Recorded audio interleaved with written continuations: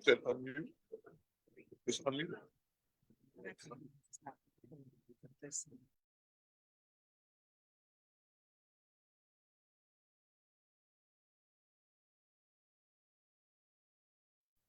How's the background noise now?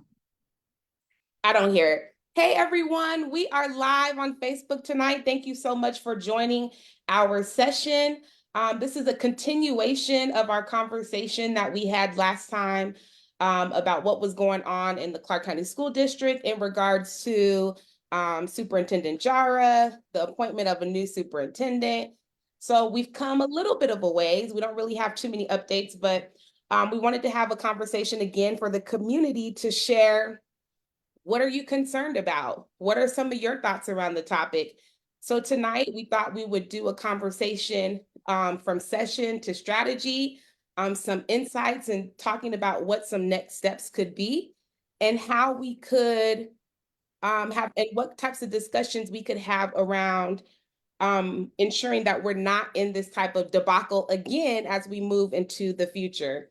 My name is Kamilah Bywaters.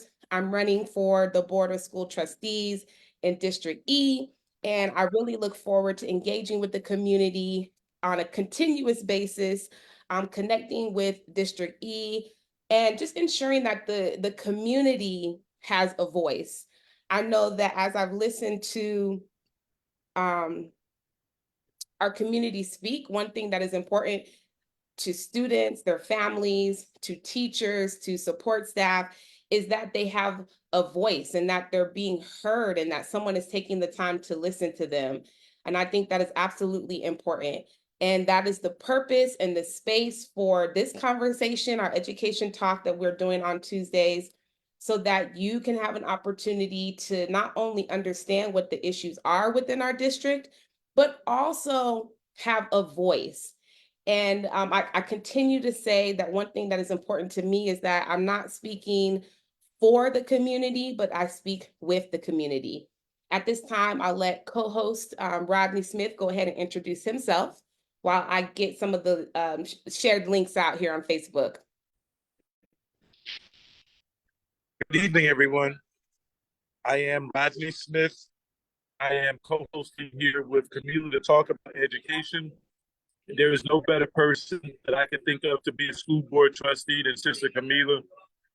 She's here every Tuesday night. She goes to the school board meetings. She doesn't just go to the school board meetings. She speaks up for our children at those school board meetings. And if you missed a work session, you missed one of the community warriors speaking up for our children. I hope you'll join us on this show, but I also hope that you'll join her in her campaign to be trustee of District E in the 5th largest school district in this nation. It's about time to get some young blood out there with some fresh ideas, because we're at the bottom and it's about time that we rose to the top. And if anybody can take us there, it is Sister Kamilah Bywaters, who's running for District E trustee. So the last meeting that we attended together was the work session, and we're going to get into that shortly. Absolutely. Thank you so much, Mr. Rodney. It is absolutely important, as I've been reflecting on the work session and just thinking about our community engagement, it is absolutely important that we build, what is the word I'm looking for? Like a spirit of collective union. I was absolutely thrilled with the amount of work that our community put in to ensure that their voices would be heard. And that is a spirit that we need to keep with us, not only for a moment, but it absolutely has to be a movement. Over time, for the past years that I've been attending school board meetings, there are often times when there's few people, we can count on 2 hands how many people are in the room. And I think it is absolutely necessary that we build community momentum, that this becomes a part of our everyday life. I understand. I know I'm a school board junkie nerd. I love, like, it is absolutely the highlight of my life to go to a school board meeting. It's to the point where my kids are like, no, we get it, mom, we're done. But I absolutely enjoy going because it really gives you an opportunity just to see how, well, we're supposed to see how the business of our district um, is ran. And it's important that we understand it, that we hold our leaders accountable, and that we ensure that we know what is going on. Because as you can see, when we're not paying attention, there are times when things can slip through on agenda items. And if the board members don't hear from the community, in essence, that's a thought of, well, no one cares or there's no thought about it. And trustees will make decisions based off of what they think is proper. But this is public education is what we think. And that includes the students, that includes their families, that includes the people that work and all of the staff members and the teachers and support staff. This is a collective effort, public education. And I do want to stop for a moment because my sister has joined the live here, and I want to make sure that she introduces herself and lets you know what she's running for in another educational space. So we're going to go ahead and take a pin to introduce my sister, Trisha. Thank you so much. So happy to be here with you and this wonderful opportunity to discuss a very important topic. It is extremely important that we keep education in the forefront of this election cycle 2024. I'm here to do that. So my name is Dr. Trisha Braxton, and I am running for State Board of Education, District 1. My focus is to protect education and create a better future together. There are key points that we must keep at the forefront, and that is student success, right? Teacher support, community involvement, school safety and accountability. And it's not the what of this matter, it is the how we do this and how we remain solution-based. And so I am all about that and really happy and honored to share this space with you, Kamilah. So thank you. You're absolutely welcome. You know, I'm tongue-tied tonight. It's exciting for me to have you on here. It is absolutely important to me that we build collaboration across our state. That is a key driver of my work, building relationships, building collaborations that can support us throughout throughout the rest of our lives and throughout the systems that we're working within. And you brought up a really good point. Like, we have to, well, what I was going to say, the collaboration is important because, now, tell us again what seat you're running for. District 1. For the Department of Education. No, it's the State Board of Education. State Board of Education. Got it. So under the DOE, you have the BOE, all of these acronyms, right? But there's the State Board of Education. The State Board of Education has it follows congressional districts. There are 11 members on the State Board. 7 of those members are appointed by the governor. 4 of those members are elected. And our elected seats do cover congressional districts. So my congressional district is District 1. The geographical area is south of Owens, all the way down to Boulder City, most of Henderson, but all of Boulder City, going out west to Laughlin. And then there's this squiggly line right down the middle between District 1 and District 3. And so it's a large area. And with that large area, we have micro communities. And it's important to understand the needs of your particular community. The State Board of Education it sets the tone for what education is going to look like, meaning that there is criteria that's established, that's set forth to determine success for teachers, to determine what success looks like for students. If anything, my campaign delivers is education about the fact that there is a state board. All states, as a matter of fact, I think 48 states actually have a State Board of Education. In some areas, each member is appointed by the governor. In some areas, there are elected members. So I'm happy that in Nevada, there are elected positions, because those elected positions are positions for the people, of the people, by the people, literally. And so the fact that many people are not aware that there's a state board, I think that there is a disservice. You know, I know that there are many folks who have been a part of this space, and that's great. There's more work to be done. My background includes law enforcement. I'm from New York, right? And so understanding that, you know, you're dealing with the whole health of community. My background also includes working as an educator in private school, right? You know, I am now fortunate to be in a situation where I create community-based education programs to support public, private, parochial schools, charter schools, you know. So the State Board of Education sets the tone of education. It includes overseeing not just pre-K through 12, but also NSHE as well.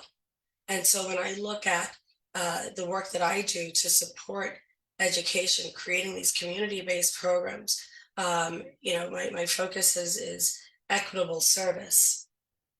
And when we look at the different regions, with the different areas, neighborhoods within Nevada, and we look at, you know, resources available to some schools and not others, that's an equity issue, and it must be addressed. And so, you know, with the State Board of Education, setting that tone for education equitably, and not just words. Words are great, words are nice, words are pretty. But actually implementing, you know, work that benefits our students. That's what I'm all about. You know, I've spent a lifetime of service working with my community, whether it be law enforcement, education, providing community-based education support, right? You know, the resume has the background, you know, but I also come with the work that I've done to do that support. You know, someone said recently, had an event, you know, sometimes you have people who speak the most, right? And you have those people who are not speaking the most, but actually getting the work done, doing the work, you know, and that's what I'm all about, you know, with Nevada. Yeah, we're at the bottom with rankings, sure. But we can talk about that all day long, right? I'm solution driven, and I'm all for, you know, meeting with others such as yourself to talk about solutions. We live here, we're responsible, right? Let's be accountable for what we have to offer our students. When we look at the pathway to success, defining what that looks like is critical. It's critical that we set the tone for what that looks like, and looking at best practices that would be applicable to our youth. You know, I don't want to take too much of this time, but this is obviously something that this is what I'm driven to do. This is what I've been doing. When I was in New York as a police officer working with the Police Athletic League, right? You know, it was all for empowering youth development, getting those soft skills ready, right? With community-based education, you know, it's not the what of what we're teaching, it's the how we're teaching. It's having those cultural nuances when you're reaching different communities.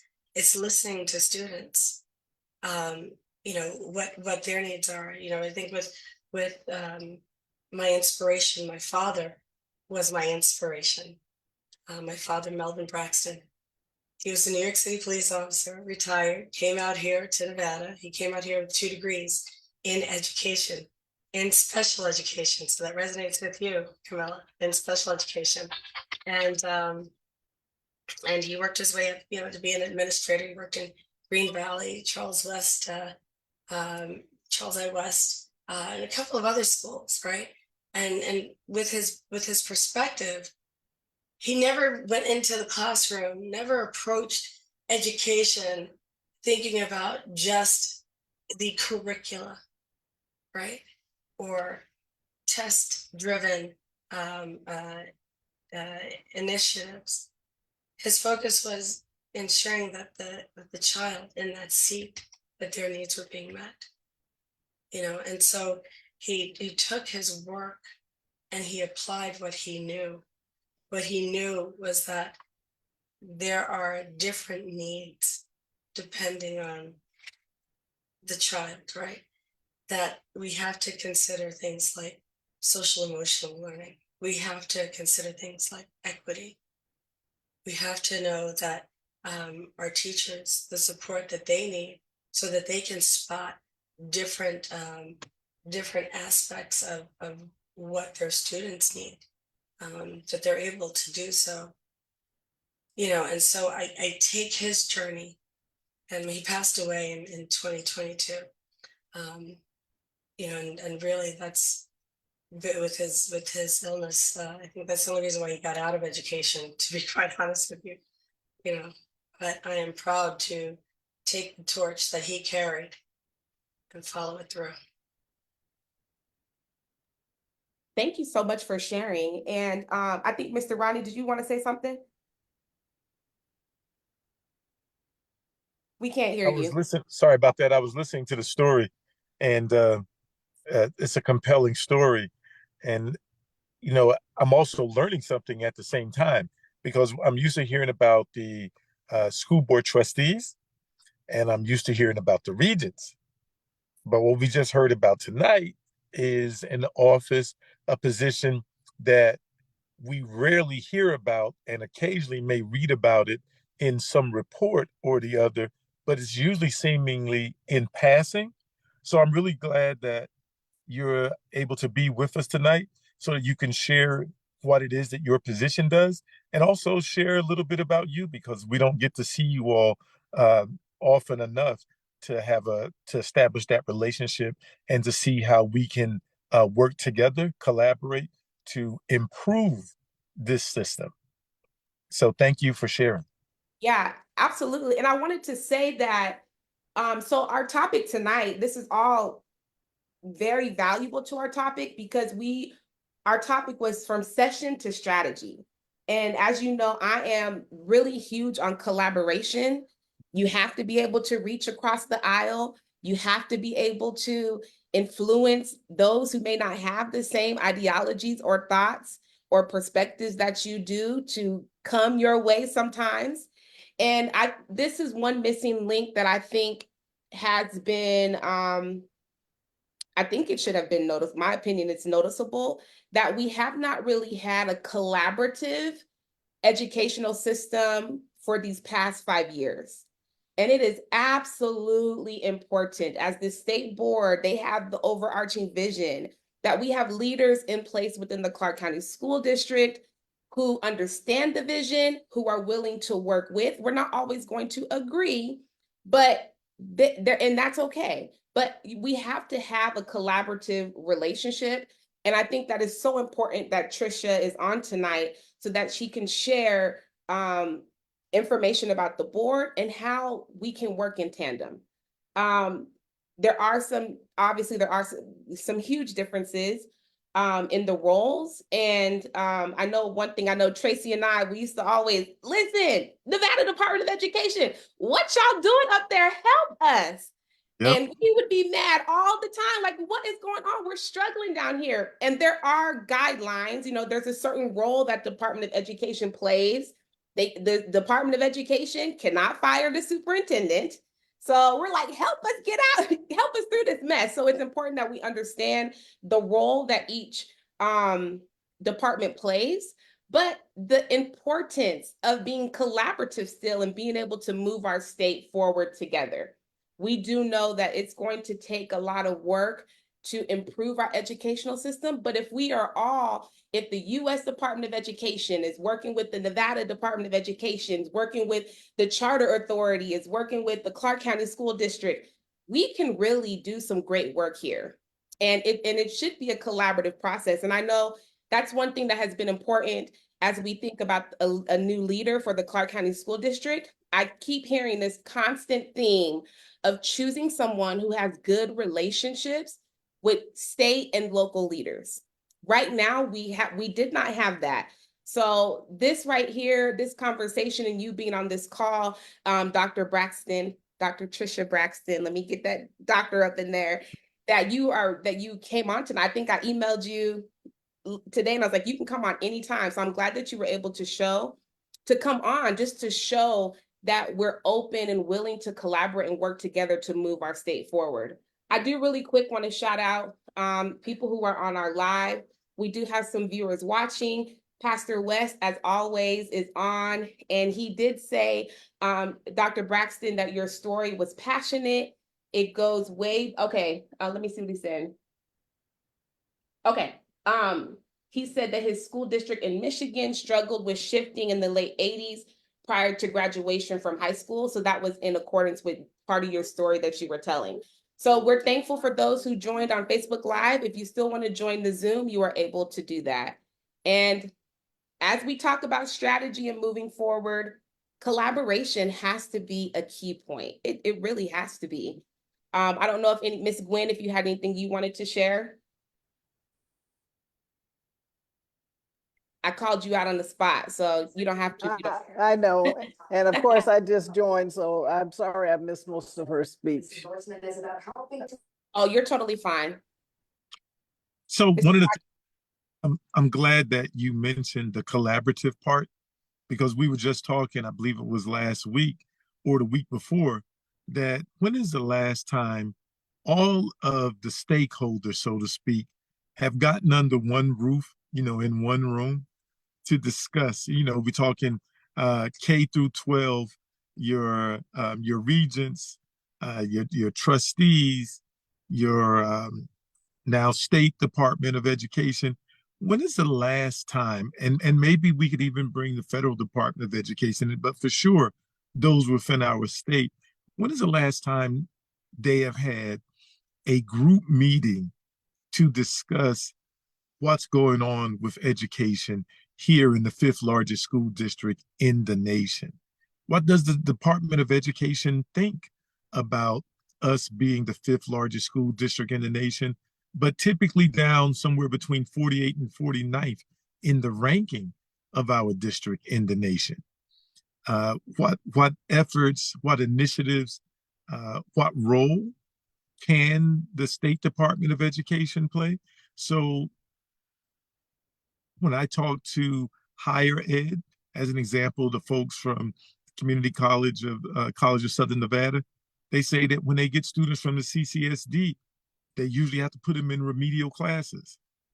Well, that seems kind of damning to the CCSD if we're graduating students who aren't quite ready for community college.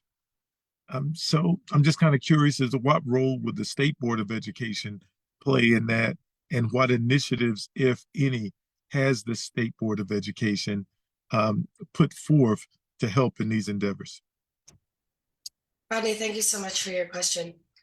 On the 5th of February, there was the Joint Interim Standing Committee on Education.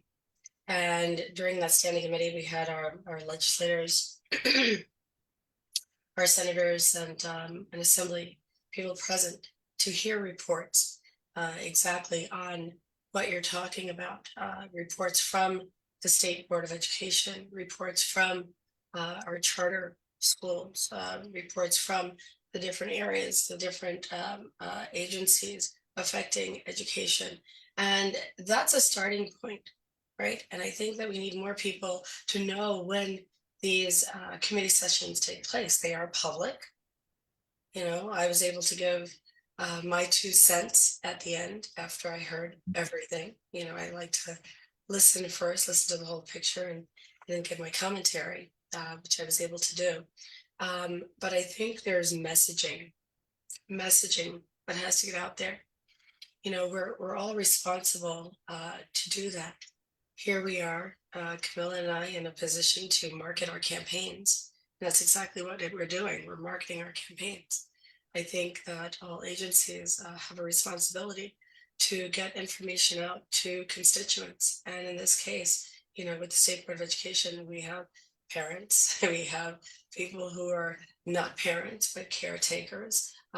If you are near a child, if you've raised a child, if you were a child, education affects you, right? So I think that is a key to market when these opportunities for public engagement take place. So speaking of those meetings, is this a reoccurring meeting that took place? What is the frequency?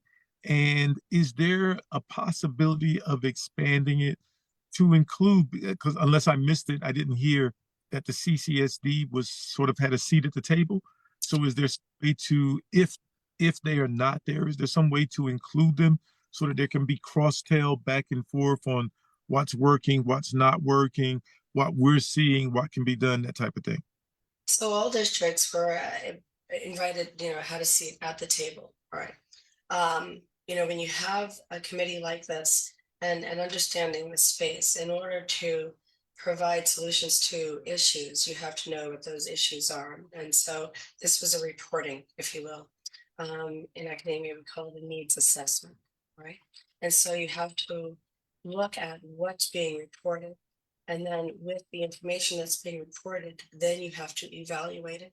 It's one thing for one district to come through and say that they have a success rate of X amount of students graduating from, from school, from high schools, or there's a success rate with benchmark exams. But what causes that? What drives that? Here's an example. During the meeting, the charter school, and I'm sorry, I'm losing my voice, so bear with me, y'all. The charter schools gave their report on the success rate of students. And since the criteria of determining success is different for charter schools than public schools, can we truly evaluate this with apples and oranges to say that in fact there was success? Also, looking at the criteria for success, when we look at student success, is teacher resource or teacher support added into that? And if so, is it consistent throughout the districts? Is it consistent from public schools? Charter schools are public, by the way. There is public funding for charter schools. Is it consistent? We know we have a plethora of charter schools opening up here in Las Vegas, and their models might be from outside of our state. So if their models are outside of the state, great, but how does it apply to our state when we look at our industries, our key industry sectors? So are we preparing students for jobs, and if so, what type of jobs? So these are things that are considered on that state level. And so just so folks know the org chart, if you will, you have the Department of Education. Under the Department of Education, you have the State Board of Education. Under the State Board of Education, you have your school districts and charter schools, and you also have the Board of Regents. Right, so that's the org chart. Marketing this, and I'm determined to make sure that more people are aware of committees like this. I'm really happy that the Joint Standing Committee took place. At the time, I was just really, I've been in observation mode, taking note. I believe in research based, perspective. So when we look at what's been done, and there will be other meetings, I know I'm going to blast out, the fact that people need to attend these public meetings. Share that information with everyone. I know that, Kamilah, I'll give the information with you, and you're just going to blast it everywhere, Yep. But that's Yeah. that right. That's what it takes, and so that's a long answer to your question about whether or not there's been an opportunity. When was the last time there were a group of individuals in education under one roof talking about solutions? And so on the 5th, you had agencies coming together to lend their reports. That's a start. It is and definitely send that stuff to Sister Kamilah, because she will blast it out every direction. and I will blast it out to my sphere of influence. These things are important, and it's good to know that they're being looked at, because for some time, the appearance is that, hey, nobody's driving the ship, or even worse, the plane is up in the air, but there's nobody to land it. And with the numbers that we're seeing, I think the engine is on fire. And you know, who's going to put out this fire? And so, even though we've been in this position for a while, it is good to know that there is starting to be a coordinated effort to address it. And if there's things that we can do on this show that we do every Tuesday night from 6 to 7 p.m. Pacific Standard Time, that we can put out there. So when you're having a meeting, getting that information to us so we can share it. And people like Pastor West can even share it to his congregants, who can share it with their friends, and he can share it with his church organizations. It's critical that we take advantage of the resources that we have, since we don't seem to get, I didn't hear about this on the news. I didn't hear about it on one of the radio talk shows. I heard about it tonight from you on this social media show. So yeah, whatever we can do to facilitate getting that out. And then of course, we would like some transparency, just speaking as your everyday citizen. Would like to know, what do you guys talk about? What are there minutes for it? When you come up with strategies and possible solutions, do we get to see that? Do you actively seek input from the community? How do we give you that input? Those types of things, so that we can truly have that collaboration. And so sometimes when you offer it up, people take advantage of it because they weren't offered that opportunity before. I agree with you 100%. And, I look forward to being in that position. This is why I'm running, right? I'm running. And, my campaign, it's important to me that it remain a student-centered campaign. I have 2 teenagers. Well, one reminds me she's not a teenager yet, but a 19-year-old and a 20-year-old. I also have, I also have, For you. I'll pray for you. thank you. They're great. They're great. And they ask me those hard questions, right? So when I spoke to my daughters and explained to them that, this is something that I wanted to do, right? The first thing that my oldest daughter, she said, okay, Mom, answer this. Education to what end? Right? Education to what end? We have people talking about banning books. We have people upset about CRT and DEI and all that stuff, and so to that, and I love speaking with my daughters because they keep it real with me. That's how I raise them, right? But this was our conclusion, a summary of our conversation. If Johnny can't read well, right? Or he's having concerns, issues that have not been identified. Let's say he's neurodiverse. Let's say, he has ADHD, right? And he's a boy, and so it manifests differently. And so now he's called out in class, and now he's considered to be that kid who just gets in trouble, and because of circumstance, the gap of understanding the cultural nuance, there aren't resources that his family has been able to take advantage of. And so this journey down, this distraction journey continues, and his educational needs have not been met, right? Then regardless of the books and this, that, and the other, this child, his educational needs have not been met. We have not done service to this child as adults. So it's important for me that I know what the students are feeling. They're in this space. We can talk all day long about education, K through 12. We can always talk about, higher education and getting kids into college. So back to my daughter's question, education to what end? Because what we know, when kids get into college, They may not know what career they want to be in. A lot of kids will change their major left, right, and every which way. Once they graduate, they might have a degree. Are they able to get a job? We know that housing prices are increasing.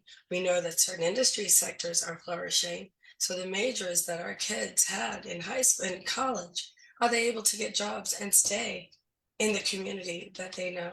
Or will they have to leave?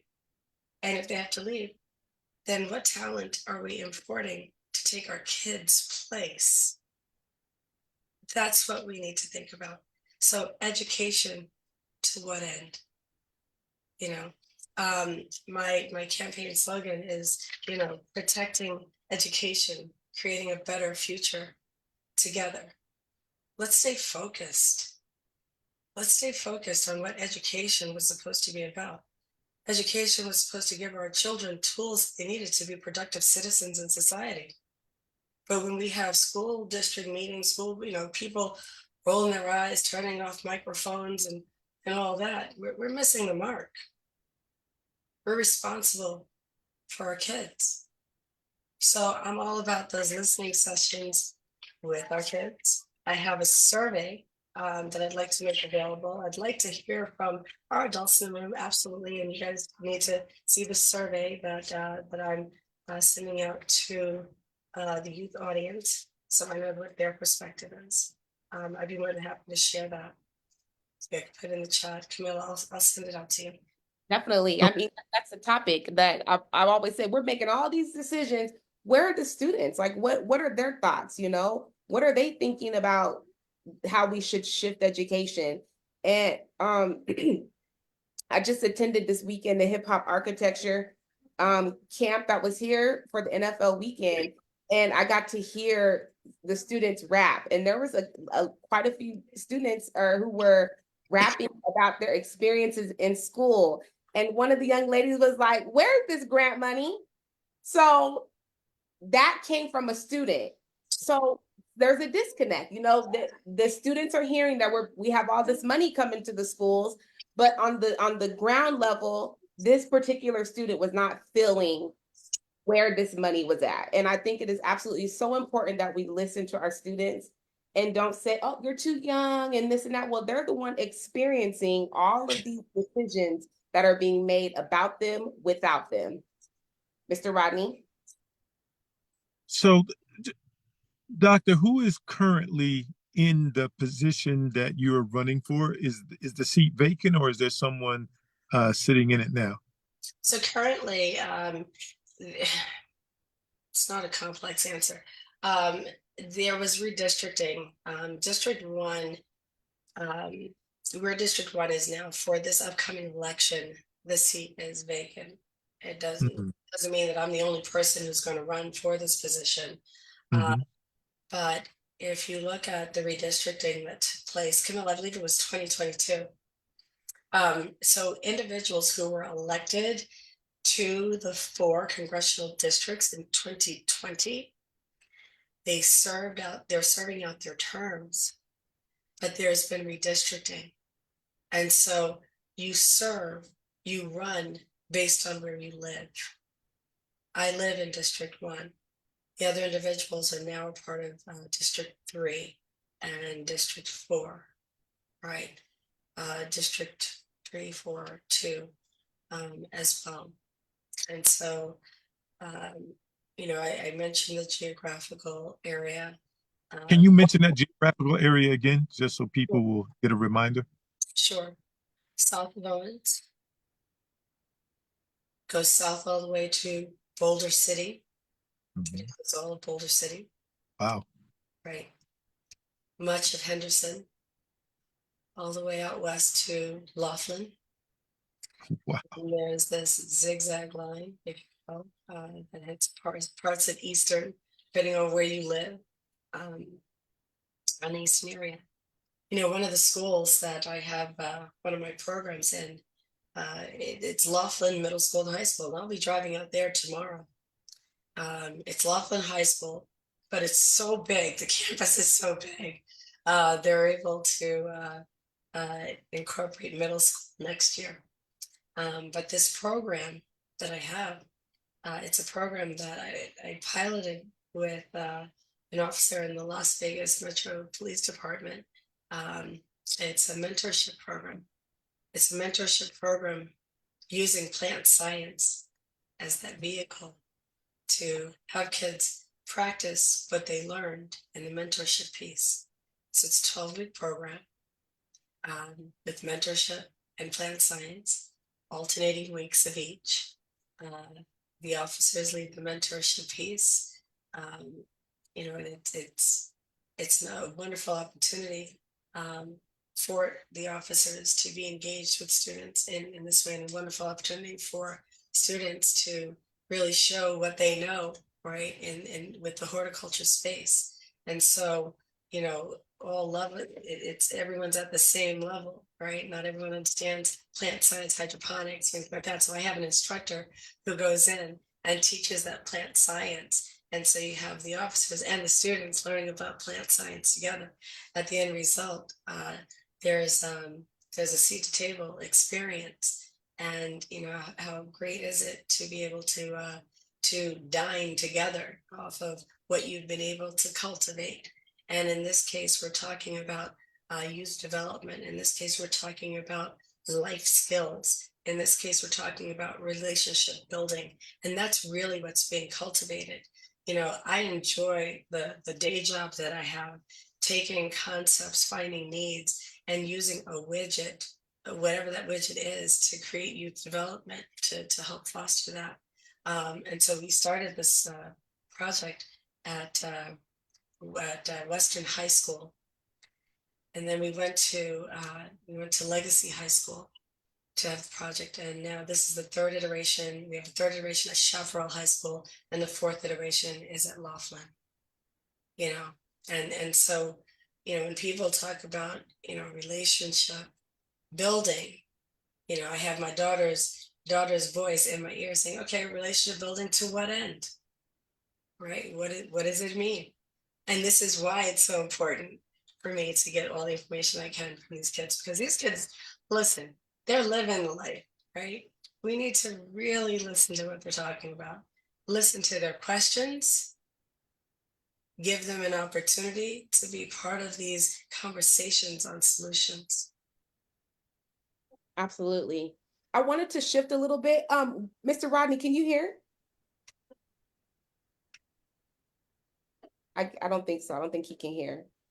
If you didn't have an opportunity, I wanted to say really quick that Tracy Lewis is also in the Facebook Live, and she said that Board of Regent Ms. Laura Perkins can also add additional information to this conversation. So I think what we're definitely going to do is have another conversation with our electeds who are education focused, and then candidates who are also in that realm. I think that would be just a great conversation just to hear everyone's role and position and responsibility, so that the community can get more understanding and clarity on who's who and who's where.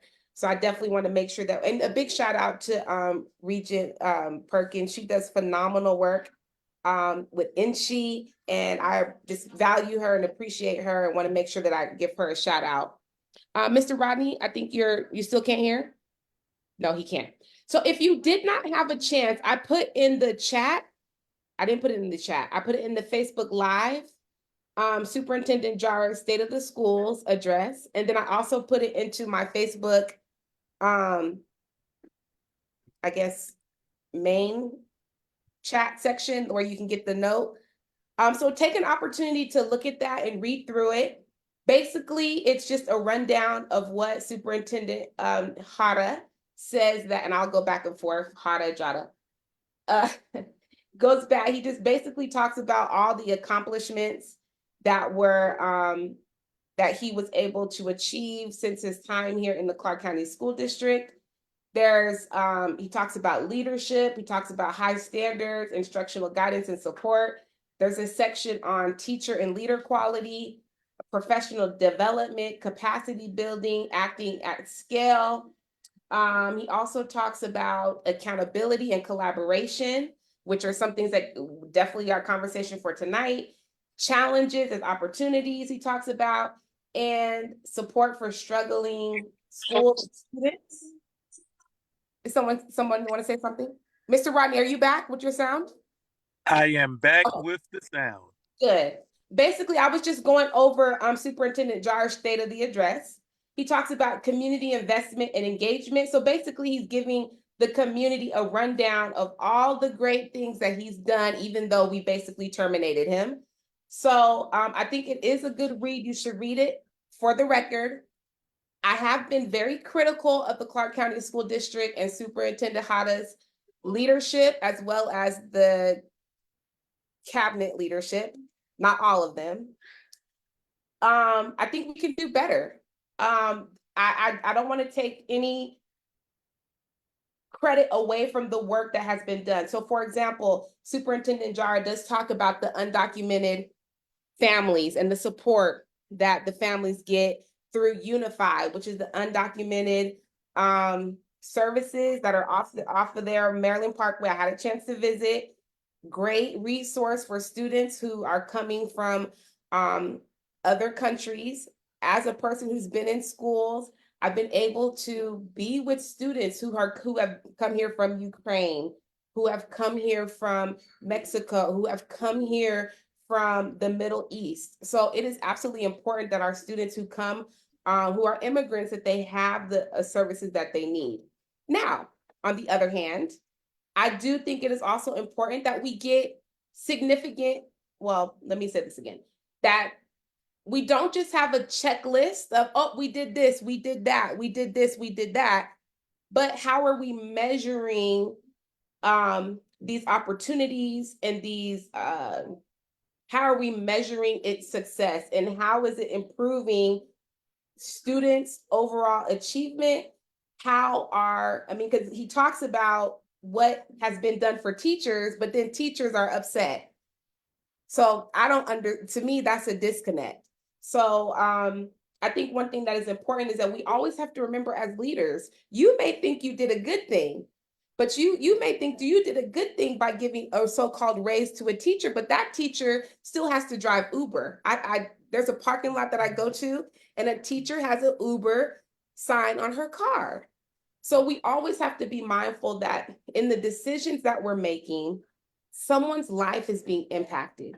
You may think that you're helping somebody, but we may not have seen the holistic picture. And that's why it's so important to ensure that we have surveys, that we're evaluating in an effective way that really gives us a full picture of how this initiative or strategy, what were the outcomes. So if you have a chance, like I said, I put the PDF in the Facebook live chat and also on my Facebook main page, so you can look at it. There are some other, questionable things. I'm not going to say that they didn't happen, but I do hear complaints about some of the initiatives that are on this sheet. Did anyone else want to say? So, Sister Kamilah, it seems kind of odd to me that this state of, I guess, the district letter has come out now. Is this something that is an annual or reoccurring document? Is it something that's mandated, that's a part of his function? What information can you share about this particular document? So typically we've heard from Superintendent Jara a state of the education address, basically is what it is. Now, it was postponed because Superintendent Jara's mother passed away. So if you read, he does write a letter in the beginning of the address. He writes a letter and says that he was with his family. And instead of rescheduling the speech, he just decided to send 18 pages of the speech to the community. So typically we've had this address at one of the hotels. They do like a hotel event. I believe it was at a hotel the last time. Somebody will correct me if I'm wrong, but it's usually like a big deal. I think we should have rescheduled it because it's such an important part of Superintendent Jara's experience. I think this should have been just rescheduled at a later day, a later time, so that we could hear from him. And because this is on the back of us not having him in attendance at the past work session, I just think we should have seen him in person. Yeah. So does she think that besides the family issue, that could have been? So I have a question. See if I can patch it through. Sure, Do go you ahead. think that? Do you think that? Hi, Kamilah. It's Hey, Shaquilla. hey, Shaquilla. Hi. Do you think that besides the family issue that he had, that perhaps he just didn't want to face the things that has been going on recently, and it was just an opportune moment, or do you think it was just something that he needed to step away to be with his family?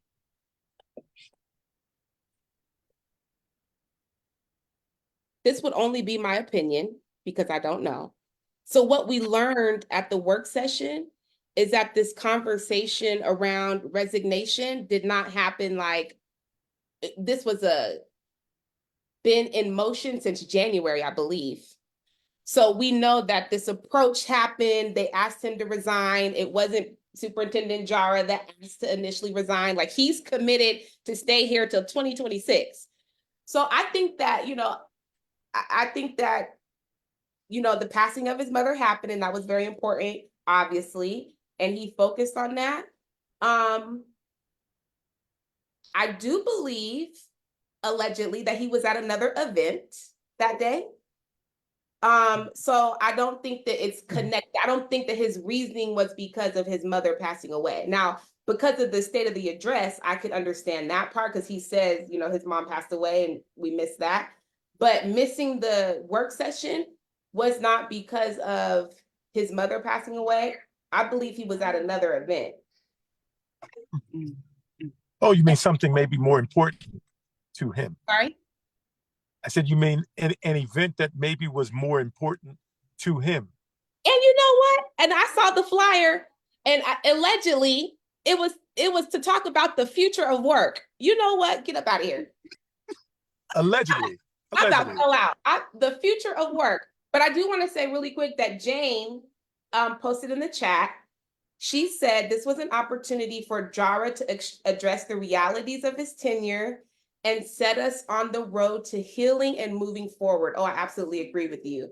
This letter shows he has decided to protect himself and no longer be a leader. Sad, but time to move on and set intentions going forward. Ooh, I think that's a very good observation. Yeah. Wow. Did James just cut him without using a knife right there? Was that what that was? Absolutely. That was a cut. This letter shows he decided to protect himself and no longer be a leader. And it really is just like a smorgasbord of this is what I did, this is what we did, we're in a better position, and all these things. The whole letter is that. But I do agree that this really would have been a great opportunity to, start the ball rolling for that healing. Yeah. When I hear, and I'm not saying that the district has not made improvements in some areas, I'd like to think that it has. But when we look at whatever the matrices are that determines a district's standing, we're still like 48th and 49th. Are we so bad that even when we make improvements, we're still dredging the bottom because we're that low?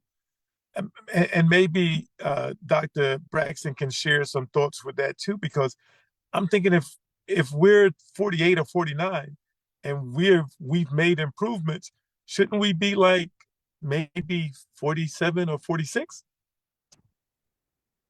Thank you, Rodney, for the question. And I'm going to say it depends on the criteria. Depends on what you're looking at. And so, pardon me, I am really losing my voice for this. But we need to be more aware of what that criteria is. So when we look at student success, there's academic achievement, there are benchmark exams. We know that these benchmark exams are no longer necessary to gain access to or to be included in applications for college. Redefining what student success is, I think that's going to be a necessary conversation. When we look at defining our, you understand what I'm saying? When we look at our success determined by our educators, what does that success look like? A lot of the criteria does depend on funding. So, for example, Nevada, on average, or is it Nevada or just I don't want to misspeak on this one, right? Because I look at numbers a lot, but we spend on average, I believe it's Clark County School District spends on average $9,000 per student, and then you have Arizona that spends on average $13,500 per student. So that matters when we look at how much are we willing to invest in education. It's the whole picture that determines our ranking. So where can we improve? So that's a very good point, because being at the bottom of anything has a psychological impact. You take any group of children and you tell them they're the worst, they're bad, they're not good, they're not succeeding, because that's what that rating tells me when I see it. Well, over a period of time, we start to internalize that we're bad, we're the worst, we're at the bottom. And so to have maybe an explanation at some point, and this goes back into the transparency of what does that mean when we see that we're number 48 or 49, or in some cases 50. I think one year we was 51. I was like, wait a minute, is this the new math? Because I think there's only like 50 states.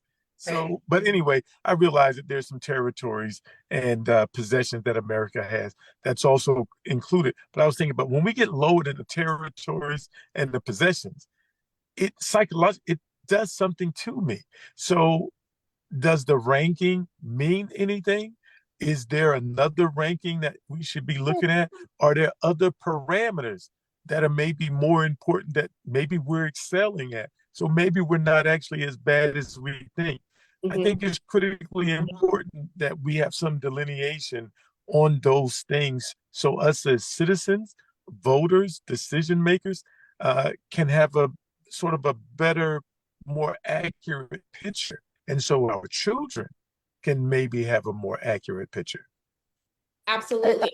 That's a really good point. Kamilah, can I say something? Yeah, go ahead, Miss Amy. Between you and Tricia, maybe you guys can answer this question. I remember when I was a counselor, and that's been about 10, 15 years ago, our population was growing so fast that in that last semester, I would get 20 seniors, and 18 of them would be short credits, and that would attribute to our graduation rate. And I don't know, and I always said we need to be able to take the kids that we get from at least 9th grade to 12th grade to show how productive we are. Or maybe, I know we can't go kindergarten through 12th grade, but that was always my frustration, is those kids became part of my non-graduates because the parents brought them out here to get them away from friends or a bad situation. So I don't know if that's still the same. That's something we could look at also, if you want to look at those stats. You're absolutely spot on with how students are tracked. And so we look at tracking from 9th through 12th grade to follow a student. So that's your short-term, medium-term tracking, right? Long-term tracking is going to be 5 years or more. So where does that kid go to college, or what industries do they go into work? But when you look at students who may have transferred, let's say they started off here in Nevada, but they were at a charter school in 9th grade, and then they went to a traditionally public school in 10th grade, and they were successful, and they were able to graduate with high honors. Is that student tracked? Well, their success won't be included if the body that we're looking at, student body that we're looking at, is from 9th through 12th grade only. If you have students who may have gone from 9th grade to 11th grade and their parents move from, let's say, Henderson to Summerlin, now that student is attending a different school, and so defining what that looks like, having a better picture, is going to be really important to determine success. Absolutely. We've made it to our Okay. time. Mr. Rodney, you going to say something? Yes. Yep. Nope. I was just going to say thank Dr. Braxton for joining us, for sharing. I hope she will come back, and maybe we can go a little more detailed into what her position would be and how us as citizens can better interact with her as well as people who are on that state board of education, because I have to admit, this is one area that I would be far from the expert on. Awesome. Thank you so much. And so my 2 points are going to be, my little final thoughts are going to be that you brought up some really good points, Mr. Rodney, about are we really at the bottom? Well, according to the standardized testing that we take, yes. But I would like to offer that standardized testing could be a whole show in itself, because we know that there are some biases in that. Not all students are test takers. And I think this is where it becomes the responsibility of the district to advocate for ways to show like, hey, on this standardized test, you're saying this, but here's what we have to show how our students are able to be successful in this way, way one, example two, example three, right? So we could have a whole conversation about the standardized testing and all those rankings that are out there. And then the final thing that I wanted to say is that as we're thinking, I've really been reflecting on this a lot as we're thinking about a new leader. We always go outside of Nevada to find someone to run the Clark County School District most times. And I just really want to put this out here. At what point will we count on Nevadans to do this work? When do we believe in the ability? Like we're such a great state. We say that, we believe it. We're happy to be Nevadans. We live here now. But at what point will we really believe in the spirit of our state, the spirit of our leaders, to really run this and take it on and to tackle this challenge? We do have some people who can, absolutely, who are from Nevada or who are in Nevada and can take on this work. So I really do, I want to leave us with that. Like when will we count on Nevadans? And that was my final thought. Did anyone else want a final thought? Well, thank you so much If for this forum. I appreciate you. I did put into the chat the link to the Joint Interim Standing Committee on Education. Those are going to be your past meetings. Feel free to send that out and have people look at that.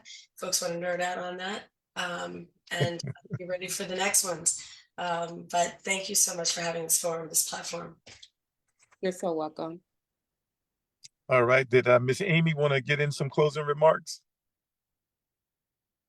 No, I'm fine, thank you. But that was just always been my concern, is that we are such a transit district, and I feel that has some parts of what to do with why our standards are so low. Not standards, our final stats are low. Sister Kamilah, was there anyone that had any comments in the live? We went through all the comments. Miss Jane was the last one, so we went through them. All right. Well, thanks again, Dr. Braxton, for being here.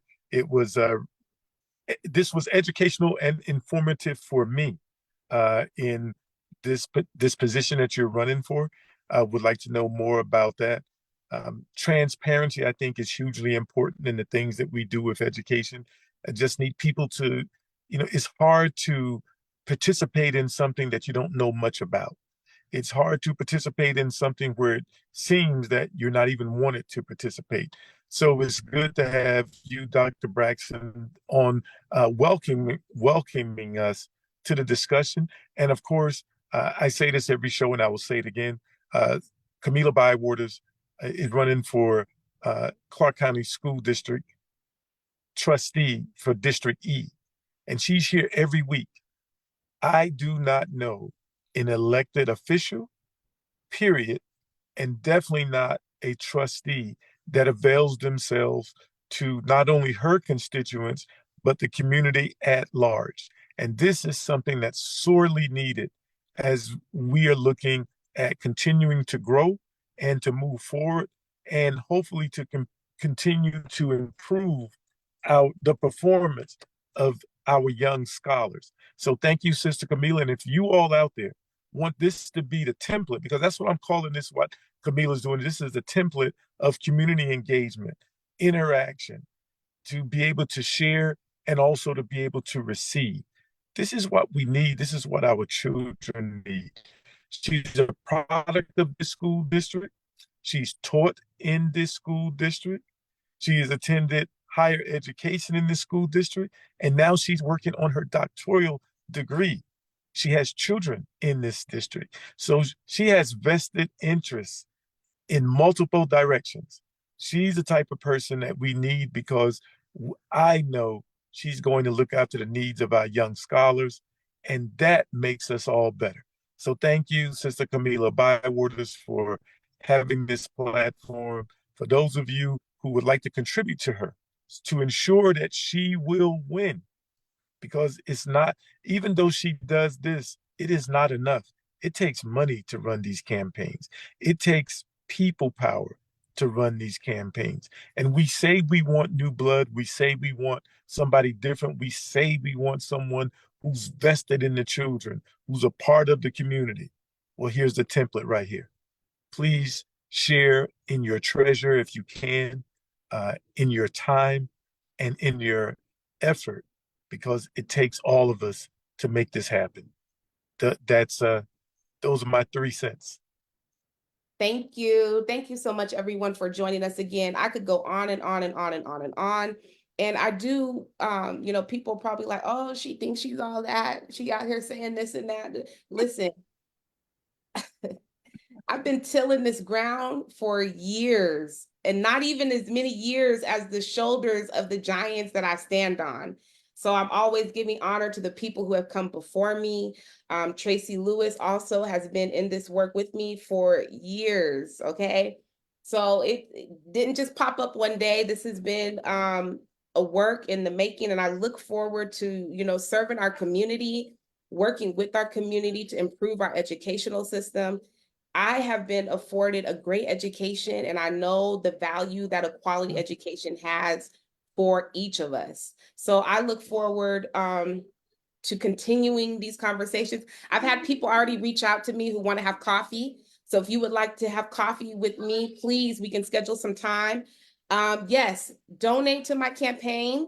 I need money. My opponent already has signs out. I need to get some signs, and I want to match him sign for sign. So I will be calling you. If I call you on my fundraising campaign, don't be offended. It's a part of the process.